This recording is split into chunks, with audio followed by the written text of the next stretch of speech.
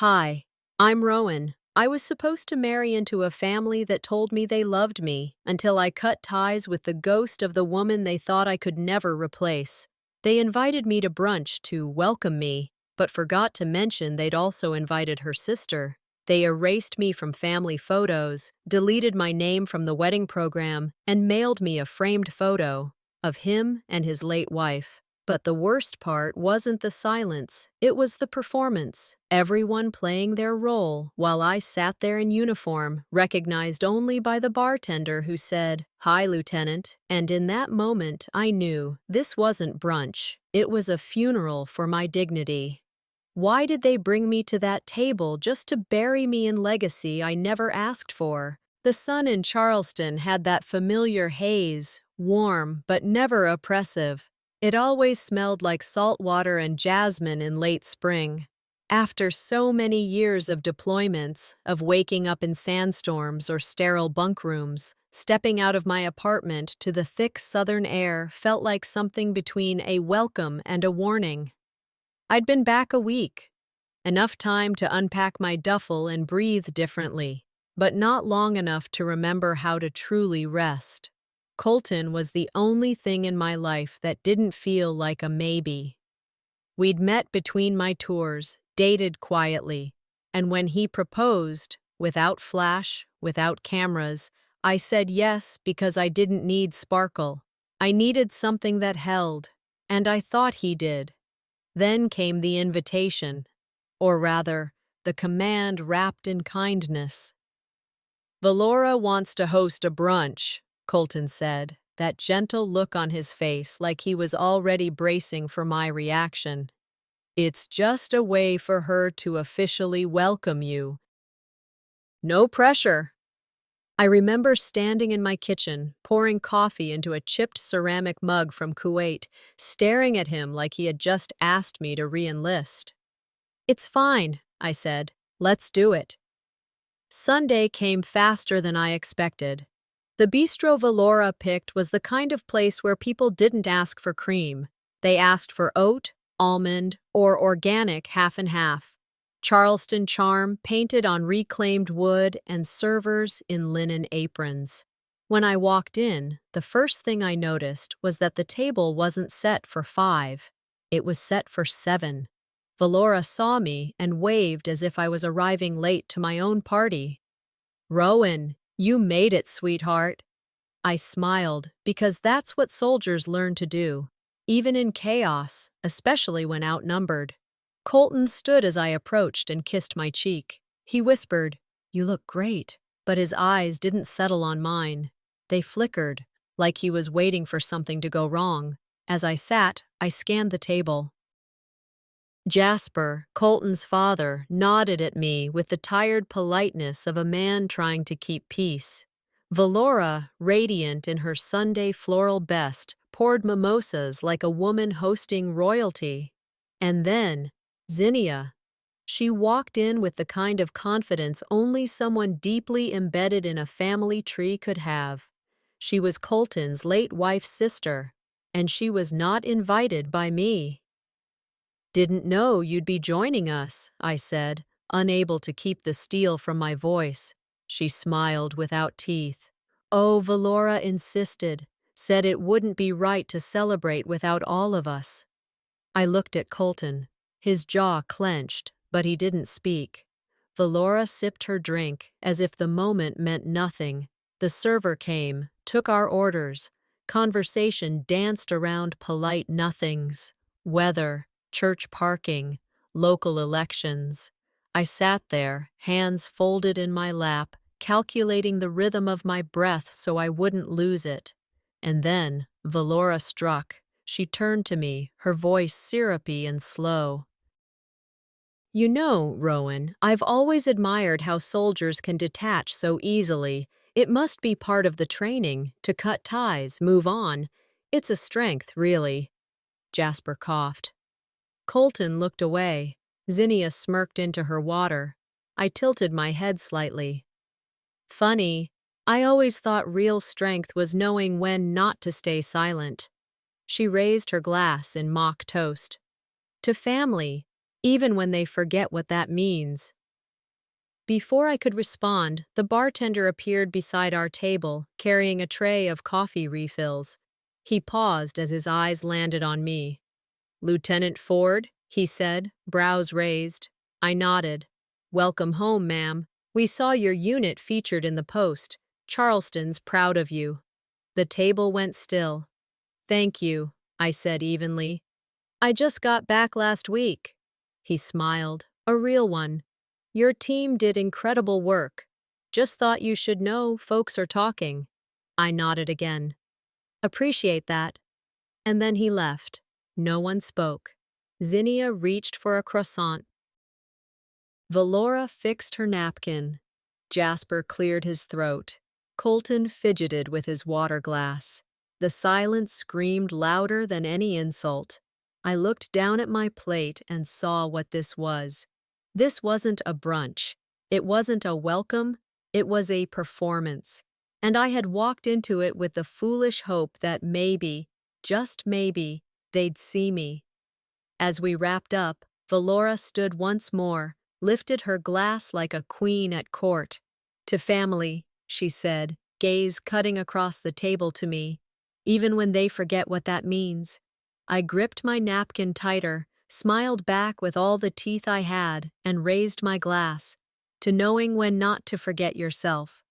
They all drank, and I, quietly, promised myself this would be the last time I let them stage me into silence. I didn't speak for a long time after the bartender walked away. My fingers remained wrapped around my water glass like it was some kind of anchor. Across from me, Colton still hadn't looked me in the eye. Valora resumed her chatter with the woman beside her as if nothing had happened, as if a stranger hadn't just acknowledged me in a way no one else at the table had even attempted. You'd think being called lieutenant would bring pride. But sitting there in that curated southern charm of a brunch, it felt like someone had thrown open a window and reminded me how stale the air inside had become.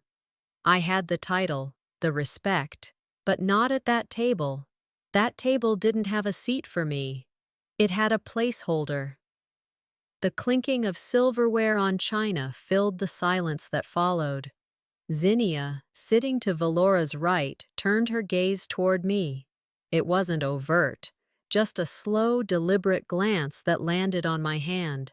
More specifically, the ring. Her eyes narrowed slightly, enough that I caught it, but no one else likely did. I didn't move. I lifted my mimosa glass, letting the sunlight catch the stone, a different cut from the one she'd once worn. Intentional. "It's different from hers," she said, voice dipped in something sweet but spoiled. I smiled without warmth. "It should be. It's mine." Colton's fork paused midair. He shot me a look, half warning, half apology, but I wasn't interested in his damage control. Valora caught on quickly. She cleared her throat and stood, lifting her glass like she was announcing a scholarship award. "I just want to take a moment," she began, her voice already dripping with staged sentiment, "to toast something special." A few heads turned. I saw one of Colton's aunts roll her eyes, though I couldn't tell if it was at Valora or at me. Valora continued, "To second chances, to learning to love someone new, without erasing who came before." There it was, the knife under the table. And not sharp enough to cut, but long enough to bruise. The guests around the table offered half-hearted cheers.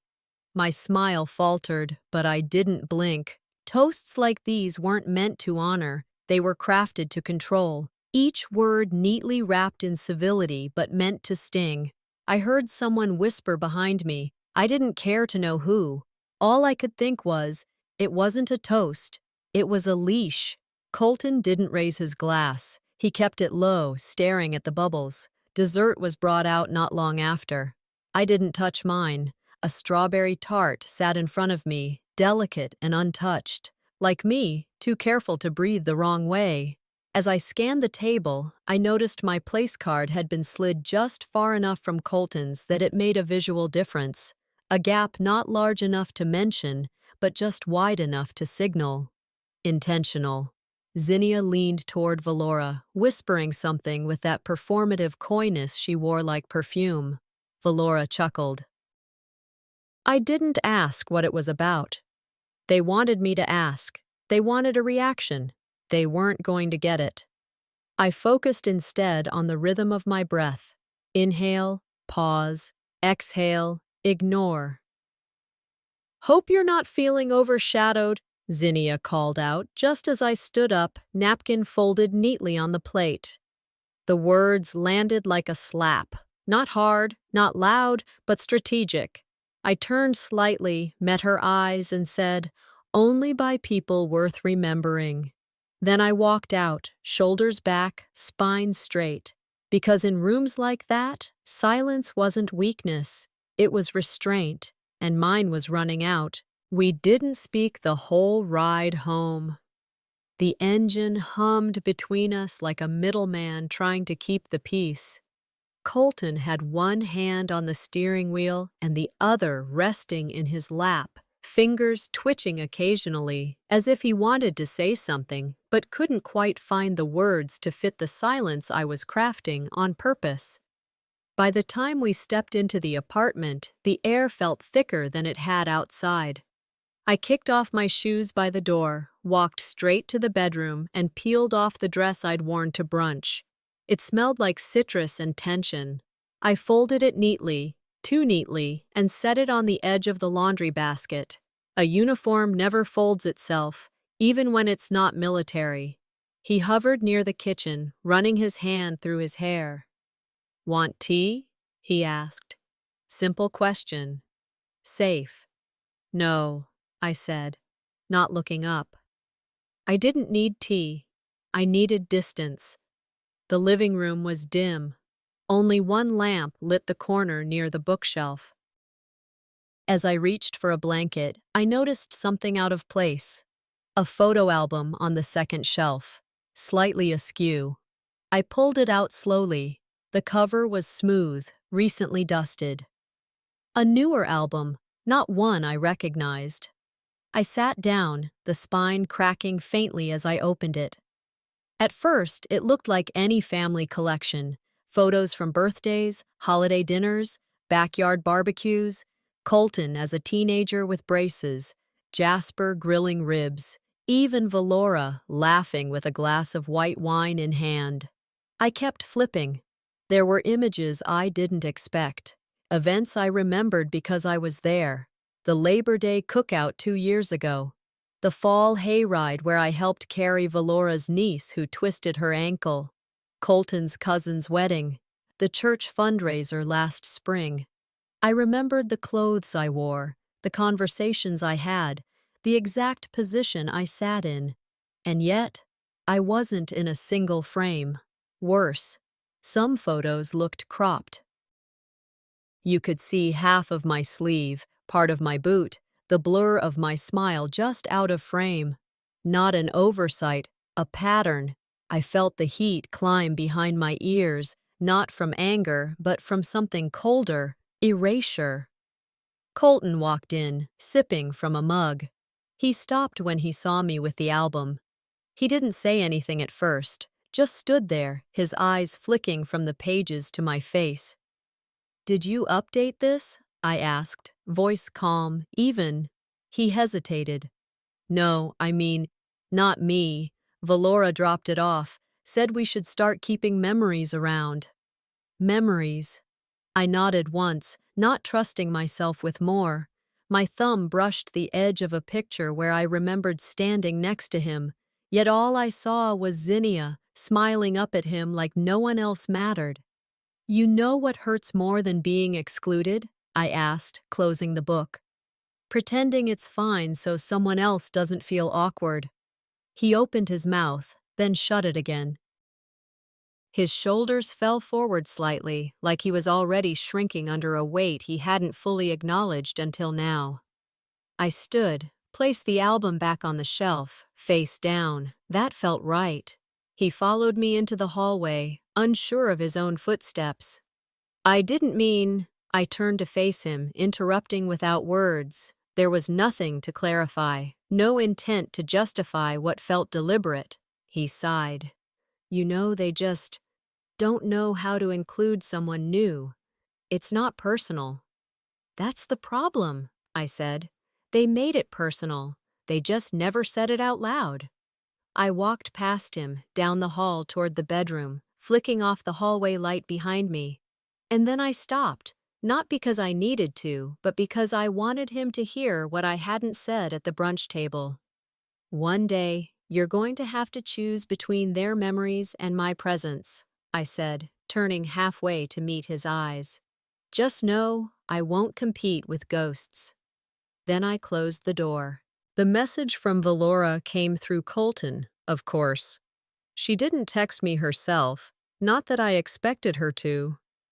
He stood in the doorway, his phone in hand, eyes cautious like a boy trying to coax a wild dog out of a corner. She wants to have dinner, he said, avoiding eye contact. At their place. Jasper will be there. I didn't answer right away. I folded the laundry I'd just taken out of the dryer, sock by sock, shirt by shirt. Not because it mattered, but because it grounded me. Did she say why? I finally asked. Colton hesitated. She said she wants to clear the air. I raised an eyebrow, meeting his gaze. What air, exactly? The one filled with cheap perfume and passive aggression? He smiled nervously. Look, you don't have to go. I told her we're busy, but my dad asked too. Said it might help. Of course, Jasper asked. He was always the reluctant referee, never the whistleblower. I nodded. Fine. But I'm not going to play along this time. That night, before we left, I sat at the kitchen table and wrote down 5 things. 5 lines I wouldn't let anyone cross. Not again. Sometimes you say yes, not because you're hopeful, but because you're ready to shut the damn door. Valora's home looked like something from a catalog. Neat, symmetrical, aggressively welcoming. The kind of place that smelled like vanilla and artificial peace. Dinner was set up like a magazine spread. Every plate, napkin fold, and wine glass was curated. She greeted us with the biggest smile she'd worn all year. Rowan, dear, you look rested. Charleston must be treating you better than the base. I returned the smile with surgical precision. Better than Baghdad, sure. Zinnia was notably absent. Valora claimed she was under the weather. I suspected the weather wasn't the problem. Rowan was. Jasper hugged me gently, the only genuine moment of warmth in that entire room. He looked older than he had at brunch. Quieter. He kept rubbing his hands together like he was trying to wipe away something invisible. The meal began in stilted conversation. Valora narrated each dish like a cooking show host. Colton did his best to keep conversation light, but I could feel the tension swimming under every word. Halfway through the meal, as I reached for my water, Valora pushed a full glass across the table, fast and deliberate. It tipped, of course, landed squarely in my lap. Cold seeped through the fabric, right down to my skin. A beat passed. She didn't apologize. Instead, she gave me that saccharine smile and said, "Oh dear, military reflexes not what they used to be?" Colton flinched. Jasper looked away. I stood up slowly, pressing a napkin to my soaked dress. "Excuse me," I said, and made my way to the bathroom without another word. Inside, I stared at my reflection. Damp fabric clung to my thighs. My hair had come slightly undone. But my eyes hadn't moved. Control is the most silent strength. That was what my drill sergeant used to say. I straightened my shoulders and re-entered the battlefield, this time in the form of a dining room. I sat back down, composed. Colton reached out to touch my arm. I pulled away, gently but firmly. Valora gave a faux concerned look. Everything okay, dear? I met her gaze without blinking. Some people spill wine. You spill silence. Both stain. Jasper shifted in his seat. Colton stared at his plate like it held the answers to a test he hadn't studied for. Then came dessert. Creme brulee, cracked just enough to look careless. As she served, Valora leaned toward me and muttered under her breath, "Guess some people don't come back from war, even when they're home." I didn't raise my voice. I didn't throw my plate. I set down my fork, carefully, and then I looked her dead in the eye. I didn't survive war to be wounded at a dinner table. The silence was deafening. Colton reached for my hand. I left it where it was. Jasper opened his mouth, then closed it. No one else moved. I stood up, smoothing my damp skirt. "Keep testing my silence," I said, staring directly at Valora. "And you'll hear what it sounds like when I stop being quiet." Jasper started to rise, maybe to follow me, maybe to apologize. But I didn't wait. I walked out. I knew something was off the moment we walked into the community center. The walls were lined with balloons in soft gold and navy blue, colors Colton and I had chosen for our wedding. I recognized the banners too. Valora must have pulled them from the planning binder she insisted on managing, even after I asked her to step back. "Nice turnout," Colton said, trying to sound upbeat as we made our way toward the auditorium. He gave my hand a quick squeeze, a gesture that felt more like habit than comfort. I nodded, lips tight. "Sure is." The evening was meant to be simple, a recognition night for local couples involved in volunteer efforts. I'd sent in a small highlight reel the week prior, clips of us helping at the animal shelter, planting trees at the Veterans Memorial Garden, even a few moments from a school supply drive where Colton had spent the afternoon carrying boxes while I coordinated donations. Harmless, kind things, just enough to show we cared. As the evening wore on, names were called, videos played, laughter and polite applause echoed through the hall. When our turn came, I sat up straighter, half listening to the MC's introduction. "And next, we want to honor Colton Hastings for his commitment to the Charleston community, especially during times of personal transition and resilience." No mention of me. The screen lit up. Footage began. Colton laughing with kids, carrying crates of canned goods, shaking hands at a city cleanup event. But none of the footage was mine. Not one frame of me in uniform. Not one moment from the shelter. Not even the group photo I'd submitted, where I stood next to Colton, arm around his waist. Colton leaned toward me. "Where's the rest of it?" I didn't answer. I stood up quietly, walked to the back of the room. A volunteer handed me a mini cupcake and smiled. I ignored it, slipped into the hallway, and headed to the side office. The coordinator looked startled when I entered. "Oh, Lieutenant Ford, is something wrong?" I smiled politely. "We submitted a joint video. I just noticed it didn't play." She furrowed her brows, opened her laptop, clicked through files. "I don't see anything under your name." "It was submitted through Colton's mother." Her eyes widened slightly. "Ah, right. Well, there was a note attached. Said the duplicate footage wasn't necessary, and to go with the cleaner version." "Cleaner." I nodded, calmly. "Thanks for checking." I stepped out and walked briskly toward the exit. On the bench near the coat rack, I opened my purse and pulled out the manila envelope I'd prepared 2 nights ago. I'd printed every screenshot, every message Zinnia had sent me, from thinly veiled insults to direct attacks. "You'll never be her. You're a placeholder. He's only with you because she's gone. Don't get too comfortable. Some ghosts linger." I took out my phone, forwarded the images to a local printer, had them delivered overnight. Bound and clean, no drama, just documentation. Back in the hallway, I flipped through the packet one last time. Colton walked up behind me, his voice low.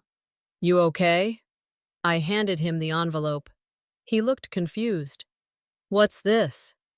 "The version of your family I've been living with," I said. "Just in case you thought the last 4 months were all in my head." He opened it. His jaw tensed. I didn't wait for the reaction. I turned back toward the auditorium, walked in as quietly as I'd left. People glanced up. Some smiled. Valora's eyes locked onto mine, then dropped quickly when she saw what was in Colton's hand. At our table, I picked up my clutch, adjusted my jacket, and said to no one in particular, "I think we've done enough for tonight."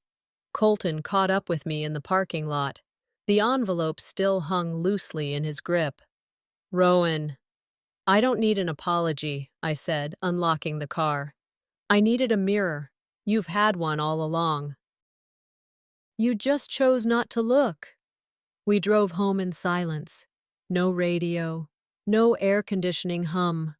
Just space between two people who had learned how to talk around the truth for too long. Halfway down our street, Colton said, "I didn't know she did that." I turned to the window, watching the street lamps blur past. "That's the problem," I said.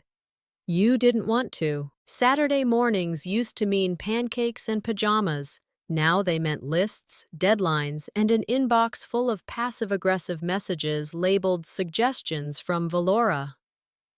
I was in the middle of going through RSVP confirmations when the call from the front desk came through. "There's a delivery for you," the doorman said. "Left under the name Hastings. From Valora, I believe." Of course. I buzzed him up without another word. I should have left it in the lobby, but a part of me, call it curiosity, call it habit, still clung to the hope that maybe, this time, it was genuine. The box was elegant, cream-colored ribbon, silver-embossed card. Too much for something simple. I unwrapped it carefully, methodically, the way I used to unpack care packages in Afghanistan. Not because it was delicate, but because you learn to expect the unexpected when the source is unpredictable.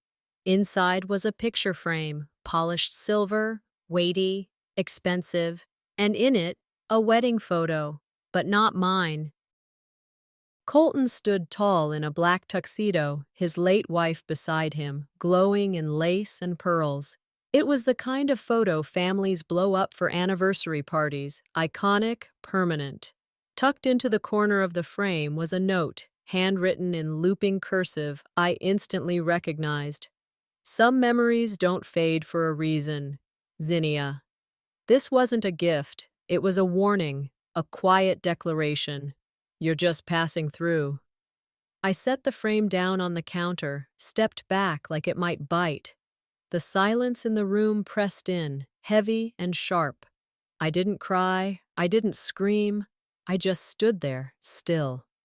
When Colton came home later that afternoon, I was sitting at the kitchen table, the frame placed neatly in front of me. He walked in, looked at it, and froze. "What the hell is that?" "You tell me," I said. He moved slowly, like he wasn't sure if the box would explode. "I didn't know about this," he said. I swear. I believed him. That didn't mean I forgave him. I reached for the clipboard beside me and handed him our most updated guest list. "You asked me to trim the list, said the venue was too small, that the vibe needed to be intimate." He nodded cautiously. I tapped my pen on a name. "Claire. Gone." He hesitated. "That must have been an accident." "Claire's been my best friend for 12 years, Colton." Silence.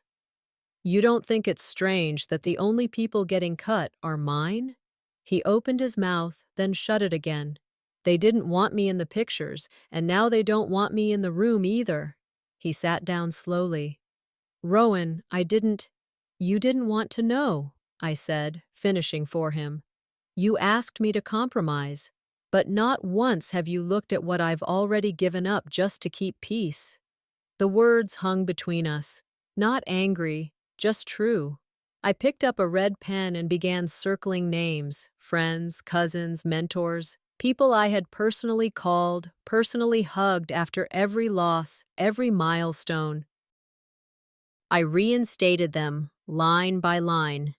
When I finished, I slid the list across the table.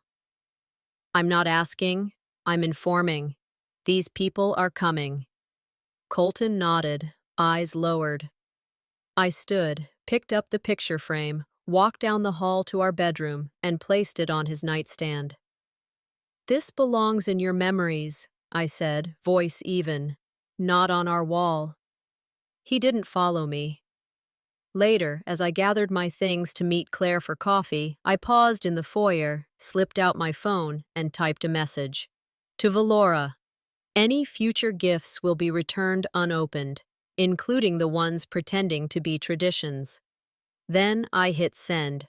The invitation came disguised as goodwill, a family brunch, extended guest list, a chance to bridge the gap, as Valora had worded it in her overly floral email.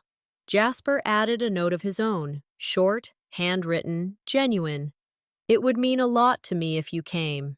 So I went, not for peace, not for civility, certainly not for Valora. I went for Jasper, for the man who had always looked at me like I was human, even when his wife acted like I was a disruption. The restaurant was the same one as before. The air still smelled like lemon and sun-dried tomatoes, and the same jazz playlist looped softly overhead. This time, the table had doubled in size. Children wiggled in their chairs. Someone brought balloons. It was a production. I spotted the bartender from that first brunch. He met my eyes across the room, offered a subtle nod, then, barely visible, tapped 2 fingers to his brow and dropped them like a salute. My chest tightened in quiet appreciation. "You only salute when the field's hostile," I murmured to myself. Jasper stood and pulled out my chair. His eyes were tired but warm. "Thanks for coming, kid." Valora chimed in before I could reply. "Look at this table. Isn't it just perfect?" Her voice was bright and brittle. Zinnia was already seated, passing around glossy new printouts of the wedding program. I took one and scanned the details, then froze. My name, Rowan, was misspelled, twice. Colton leaned over, whispering, "It's probably just a typo. Don't let it ruin today." Valora patted my arm like I was 6 years old. "Just a small error. Nothing worth fretting, honey." I smiled, teeth clenched. "No big deal. People misspell dignity all the time." The food arrived. Chatter resumed. Someone's toddler knocked over orange juice. Amid the chaos, I felt the isolation settle like fog. Then, during a lull, a small tug on my sleeve. I turned to find Colton's nephew, maybe 6 years old, blonde hair sticking up in all directions, jelly on his fingers. "Are you the new lady?" he asked, loud enough to hush half the table. "Grandma said you're just here till he gets over his sadness." A hush fell like a dropped dish. Jasper coughed hard. Valora looked suddenly fascinated by her fork. Colton turned red, eyes darting toward me, frozen. I leaned down, met the boy's eyes. "And what do you think?" I asked, gently. He looked at me with the kind of clarity only children have. "I think you look like a superhero." I smiled. "Smart kid." He grinned and went back to his pancakes. Afterward, while the group lingered over dessert, I pulled Colton aside into the corridor leading to the restrooms.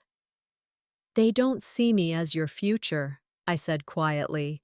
"They see me as an interruption." He rubbed the back of his neck. "I know. I'm trying to fix it." "You don't fix manipulation with apologies. You starve it of oxygen." He didn't respond, maybe because there was nothing left to say that I hadn't already heard before. Back at the table, Valora raised her mimosa. "To resilience, and to honoring those we've lost while making room for the future. I didn't lift my glass. Instead, I stood, excused myself, and walked toward the front to settle the tab. The bartender handed me the receipt, folded neatly. As I turned to go, I noticed he'd written something on the back in small, all-cap letters. Respect is louder than applause. I looked back at the table, at the people who had spoken over me, edited me, misplaced me in their plans, and I promised myself, quietly, this was the last time I let them call it peace when it was really silence. Colton's words were careful when he told me, "Dad wants one last dinner, just us. He says it's for closure." Closure, that word made my spine stiffen. He said Valora will keep it civil. I stared at him. You mean like last time, when she drenched me in silence and tap water? His shoulders dropped. I'll make sure it's different. I didn't say yes. I said, this time, I sit beside you, not across. He nodded like he knew that wasn't a suggestion. Jasper called that same evening. His voice was quiet, lined with something that sounded like regret.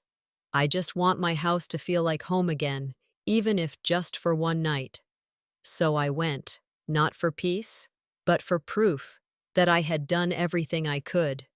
Valora opened the door in soft cashmere, her voice bright and performative. Rowan, sweetheart, you look radiant. I walked in without touching her outstretched arms. The table was smaller than before, intentional, more intimate, more controlled. Zinnia sat at the far end, quieter than usual, but her eyes found mine the moment I entered. She didn't blink. Dinner began with Jasper trying too hard and Valora trying too little. She offered a toast to reconnection and growth.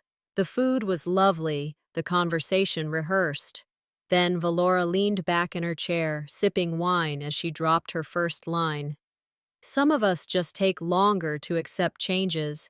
Doesn't mean we don't want the best. I didn't miss a beat.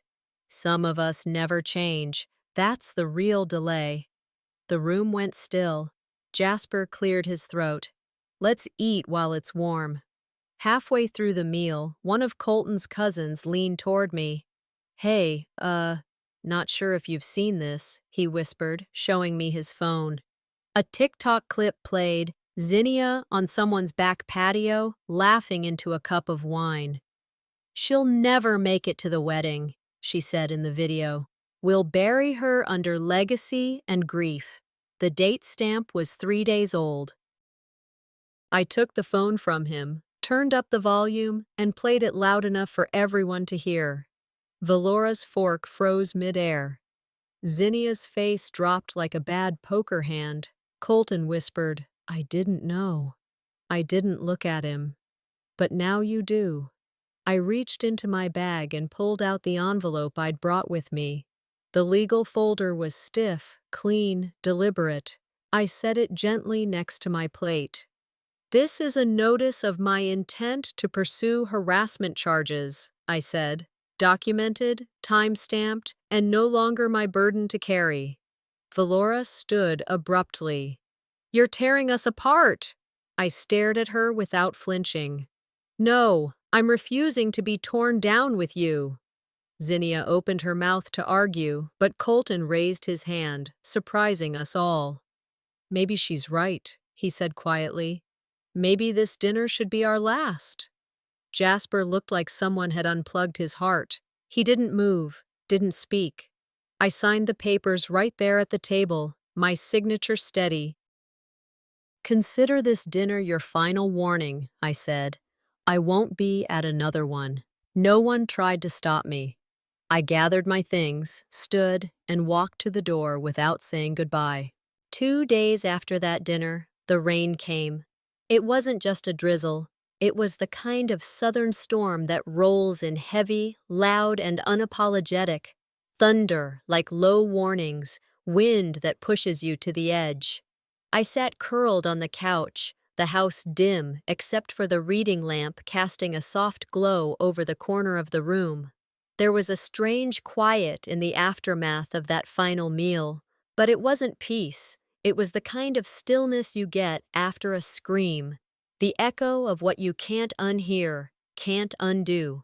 I'd signed the papers, set the boundary, walked away from the table, and still, something didn't feel done. I sipped from a mug of tea gone lukewarm and scrolled through emails. Spam.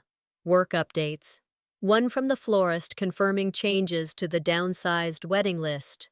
One from a name I didn't recognize, with just a link and the subject line, "You should see this." Against my better judgment, I clicked. It was a blog post on a small-town family values site. The headline read, "Lieutenant Bride Disrupts Family Ties for Selfish Ambition." I blinked. The article went on to describe me, without using my name but with enough detail to make it clear, as rigid, disrespectful to traditions, and unwilling to honor the legacy of love Colton shared with his late wife. They'd quoted close family sources, phrases lifted word for word from things I'd heard at brunch tables and during whispered phone calls. Words like, "She thinks rank makes her right," or "She came in acting like she belonged." My throat tightened, not from shock, but from recognition. This wasn't gossip, it was retaliation. They couldn't get me to leave quietly, so now they'd try to smear what couldn't be silenced. I closed the browser, sat for a moment, letting the rage wash through me and pass. Then my phone rang. I didn't recognize the number, but something made me answer. "Rowan, this is Elder McKinley from Trinity Church," the voice said, soft but lined with condescension. "I was hoping to offer you some pastoral counsel." I said nothing. "I heard about what happened," he continued. "It might be time to step back. Maybe reconsider the legal route. Scripture teaches us forgiveness, unity.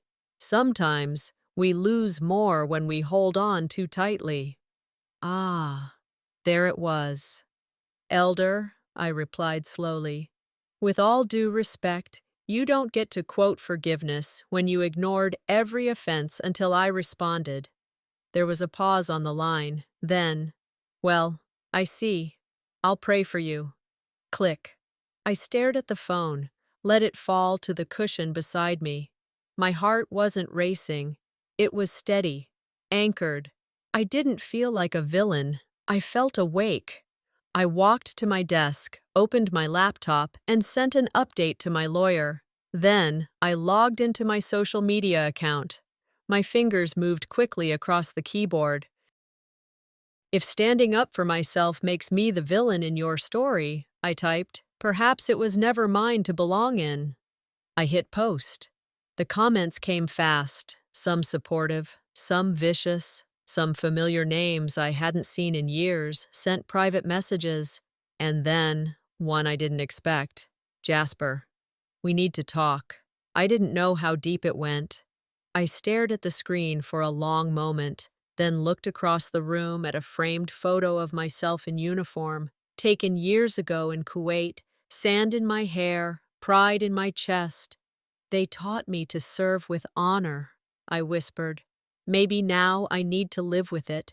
Jasper's text came the same morning the article started dying down. I was cleaning out the last of the guest list emails when the screen lit up. I need to say something I should have said a long time ago. There was no punctuation, just that line. I sat back in my chair and stared at it, letting the weight of it sit beside me like a second cup of coffee I hadn't asked for. An hour later, I pulled into the gravel driveway behind his workshop. The scent of motor oil and cedar drifted from the open side door. Inside, everything looked like it had always looked. Organized chaos. Tools neatly hung, rags folded, radio tuned to AM blues low enough to feel like a memory. Colton was already there, sitting on a stool by the workbench. He stood when I walked in, but didn't move toward me. Jasper gestured to a folding chair. "Coffee?" I nodded once. "Black." He handed me a chipped mug and sat across from me, hands clasped like he was praying but didn't know the words. Valora doesn't speak for me anymore, he said quietly, and she never did when it came to you. I took a slow sip, let the silence settle. She's still my wife, he continued, but that doesn't mean I followed her line of thinking. I let a lot happen because I thought staying quiet would keep the family together. He paused, looked down at a photo on the bench, a younger Jasper, arms around Valora and their daughters. I realized I already lost my family the day I stood by and watched them disrespect you. He slid the photo forward, then added another from behind it, a smaller one of me and Colton at the community cleanup last spring. We were laughing, natural, unposed. She's still my daughter, he said, voice thick. But you're mine too. I didn't cry, I just nodded. You saying it now means you still believe in accountability, I said. That's more than most. Colton finally spoke. I thought if I stayed quiet, it would smooth over, he said, voice cracking in the middle. I didn't expect you to actually walk. You expected me to stay, I replied, to keep waiting, to accept the crumbs and call it cake. I reached into my bag and pulled out the ring. Simple, elegant, meaningless now. I walked to the bench, grabbed a napkin still damp with condensation from Jasper's coffee cup, and placed the ring gently on it. This deserves better than being worn in uncertainty. Colton didn't reach for it. I stood a long moment, let the silence speak louder than either of them could. I'm not asking anyone to pick sides, I said. I'm choosing mine, and that's not something I'll debate anymore. Jasper stood, nodded solemnly. You didn't deserve what happened. I looked at him, and for the first time in a while, I believed he meant it. You kept your silence too long, I told him, but you didn't let it kill your decency. Then I turned to Colton. He didn't look up. I walked out without saying goodbye. On the drive home, the city lights blurred through raindrops on my windshield. I passed the turn toward Colton's neighborhood. Didn't hesitate. Didn't even slow down. The jazz station came on as I hit the bridge. Saxophone steady, clean, sharp. My phone buzzed in the console. I glanced at the screen. Zinnia. One message. You think this is over. The final box I unpacked wasn't labeled. It didn't need to be. I knew what was inside just by the weight of it. Journals, years of them, leather-bound, cloth-covered, dog-eared pages filled with handwriting that had shifted over deployments, heartbreaks, recoveries. They smelled like dust and ink and time I'd never get back. I opened one and flipped to a page dated 3 years ago. I thought pain meant I wasn't enough, I had written, scrawled in half-legible script after a sandstorm delay in Kuwait. But now I know it meant someone else couldn't meet me there. I closed it gently. The wind off the Charleston Bay carried through the open window, lifting the curtains just enough to make the house feel like it was breathing with me. That afternoon, the knock on the door came soft, but sure. I already knew who it was. Colton stood there, holding a small canvas bag and a folded letter in his other hand. He didn't look smug. He didn't look ashamed. Just tired and something close to real. 5 minutes, he said. No more, I promise. I let him in. He didn't try to sit, just handed me the bag, then held out the letter. I should have said something sooner, or louder, or at all. I nodded, but didn't respond. The letter in my hand felt heavier than it looked. I unfolded it slowly and began reading aloud. Rowan, we're different people. I protected what I knew, but maybe I confused that with love. I didn't see you because I didn't want to. I was too busy preserving a story that already ended. You were never the villain, no matter how I painted you. Valora. When I finished, I folded the paper back into neat thirds and handed it to him. I don't need her remorse, I said. Just her distance. Colton's voice was quiet. She doesn't get to define you anymore. No, I said, but neither do you. He looked down, nodded once. I know. We stood in silence for a few beats. Then I asked, "Did you come for anything else?" He pulled the photo from the bag, a framed shot of us at our engagement party.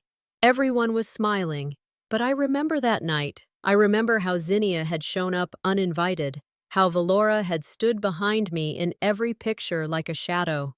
I handed the frame back. "You can keep it," I said. "I don't need proof I tried." I walked him to the porch barefoot, the wood cool under my feet. The breeze was salty and still. The sun hovered low but hadn't dipped behind the water yet. "I loved you," I said softly. "I loved what I thought we could be, but I'm not interested in rebuilding something that was never safe to begin with."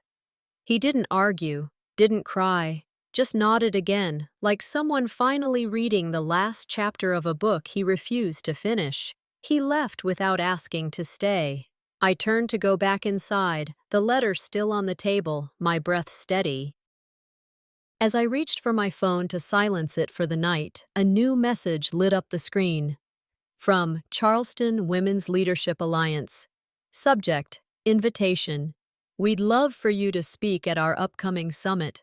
You've lived a story many women are too afraid to tell." I sat on the edge of the bed and read it twice. Then I smiled. Not the kind I'd learned to fake, but something different. Something earned. This is the kind of legacy I want to build. The morning light filtered through the curtains like a quiet invitation. I woke slowly, with none of the old nervous flutters I used to feel when today was supposed to be my wedding day. There was no dress hanging on the door, no hair appointments, no last-minute texts about seating charts. There was just me. A blazer draped across the chair, my notes for the keynote folded neatly beside it. I brewed coffee, took it out onto the porch of my small rental near the water. It was modest, quiet, but mine. Seagulls circled in the distance. Wind off the bay brushed against my ankles like a greeting. This was the day I thought I'd be celebrated for who I became with someone, I whispered into the breeze. Turns out, I'm celebrated for who I became without them. At the Charleston Women's Leadership Summit, the energy buzzed with something sacred. Rows of women, young and old, packed the room. I stood at the podium, looking out into a sea of faces hungry for something more than inspiration. They wanted proof that breaking away didn't mean breaking down. "I used to think boundaries were walls," I began. "Now I understand they're doors. Doors I choose who gets to walk through." I spoke about silence, about shrinking to keep peace, about the exhaustion of trying to please people who were never going to applaud unless you stayed small. "The hardest kind of power," I said slowly, "is the one that makes you leave what you once begged to belong to." Applause didn't come right away. There were sniffles, shifting chairs, the pause before permission. Then a steady wave of clapping rose, not for performance, but for recognition. Later, I sat backstage, sipping lukewarm tea. My phone buzzed. I glanced at it. Zinnia, still unread, still unopened. I deleted the notification. Valora had stepped down from the church committee. Officially, it was because she wanted to prioritize family. Unofficially, whispers had started when the article leak backfired. People started to wonder what else she might have orchestrated behind closed doors. Zinnia received a formal defamation warning from my lawyer after that livestream resurfaced in the community group chat. She hadn't posted anything since. And Colton? Quiet. He hadn't reached out, hadn't pushed. His silence wasn't cruel, it was finally appropriate. Jasper sent a donation in my name to the local women's shelter. No note, no call, just the receipt in the mail. I smiled when I opened it. Sometimes grace doesn't ask for permission, it just shows up. That evening, as the sky turned gold, I drove out to the venue where the wedding was supposed to be. No signs, no flowers, just a quiet garden that now belonged to nobody's big day. I walked down the aisle path, heels sinking gently into the grass. At the base of the old oak where we had planned to stand, I knelt and placed the ring box. Inside, the engagement ring rested on a folded napkin, one from the brunch where it all began. I never wanted revenge, I whispered, brushing the box with 2 fingers. I wanted release, and this is mine. As I walked back toward my car, a soft voice behind me called out, "You were incredible today." A woman, mid-40s, tears in her eyes, stopped me near the parking lot. Her hands trembled slightly. "You said what I couldn't. My daughter. She's stuck where you escaped." I looked at her, not with pity, but with recognition. I took her hand. "Then let's make sure she doesn't have to do it alone."